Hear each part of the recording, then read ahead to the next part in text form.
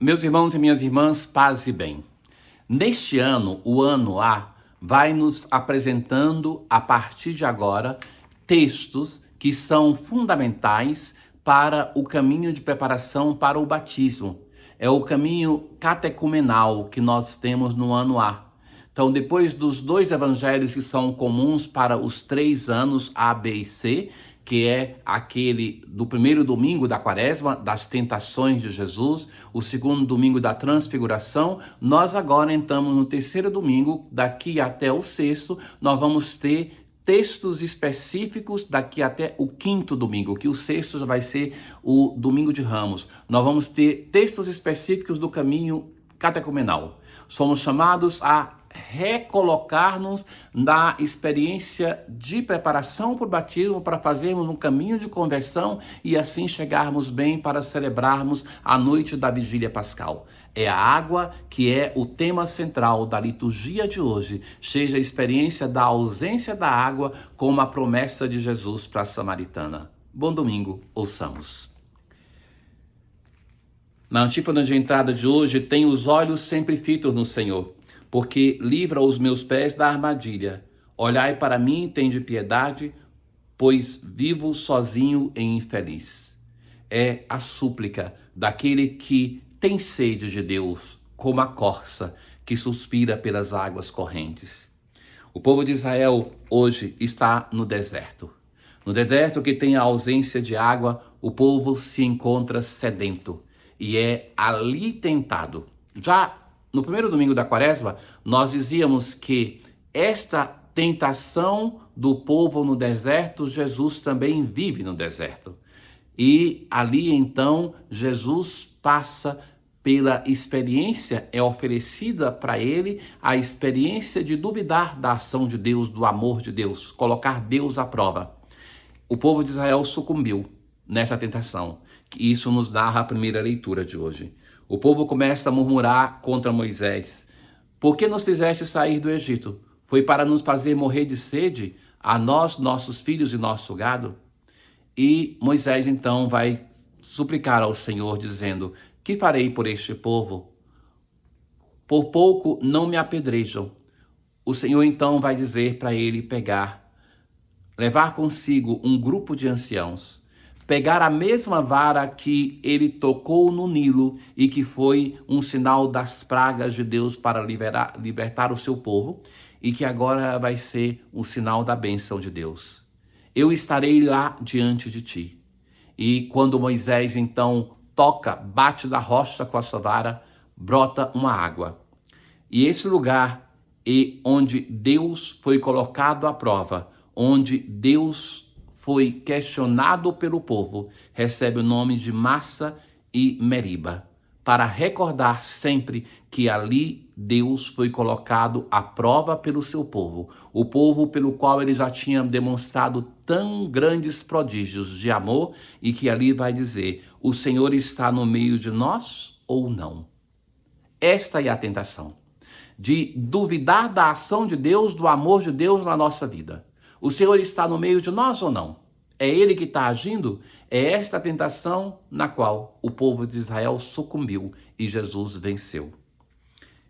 Na oração do Salmo de hoje, se recorda este fato. É o Salmo 94, que a igreja muitas vezes usa como salmo para chamar, no início da oração, salmo invitatório.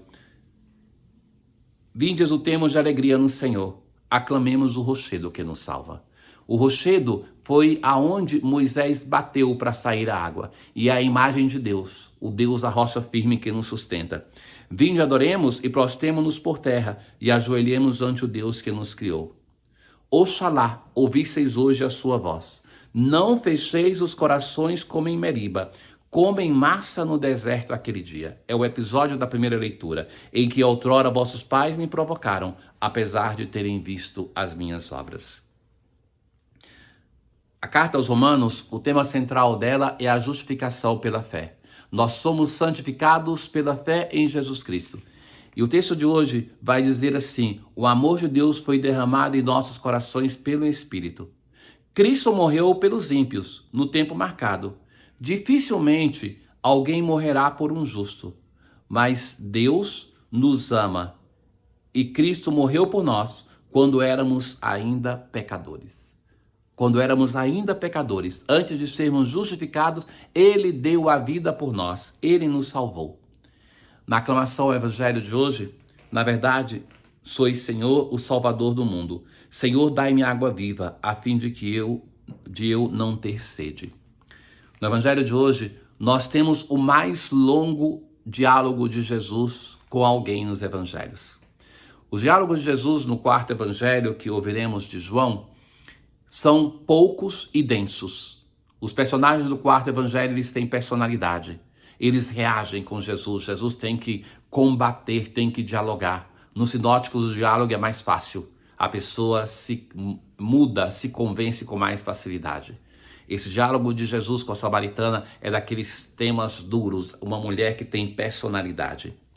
Jesus passa pela Samaria. Os judeus evitavam esse caminho. Jesus, no Evangelho de hoje, ele única vez vai se referir que ele está cansado da viagem. A viagem que ele está cansado é aquela do Deus que busca o seu povo. Não é tanto aquela da Samaria, aquela é simbólica. E era por volta do meio-dia. Quem ia ao poço ao meio-dia? Ninguém. Jesus está ali para se encontrar com a Samaria, representada naquela mulher samaritana, que vai ao poço naquela hora, provavelmente para não se encontrar com ninguém. O poço é muito simbólico do encontro matrimonial. E o encontro do matrimônio é a imagem do amor conjugal. Então, Jesus é um Deus apaixonado que está ali para encontrar a parte do seu povo, que são os que pertencem às outras nações, para quem ele veio ser também o Salvador. É ali que Jesus vai dialogar com essa samaritana e vai dizer assim: dá-me de beber. E ela vai reagir de um modo ríspido. Como é que você, sendo um judeu, vai pedir água para mim que sou samaritana? Um homem falando com a mulher, um judeu falando com o samaritano. E Jesus vai dizer: se tu conhecesses o dom de Deus, e quem é que te pede, dá-me de beber, tu mesma lhe pedirias a ele, e ele te daria água viva. O que é esta água viva? É a graça de Deus, é a fé, é o próprio Jesus que está falando com ela. É ele que é ele pessoa, mas que é tudo isso. É ele que se doa. Ela pensa que essa água ainda é a do poço de Jacó. Mas Jesus vai dizer: quem beber da água que eu lhe darei, esse nunca mais terá sede. Porque é a água que jorra para a vida eterna. Quando diz isso, ela vai dizer: Senhor, dá-me desta água. Então, aqui está o primeiro ponto importante deste diálogo.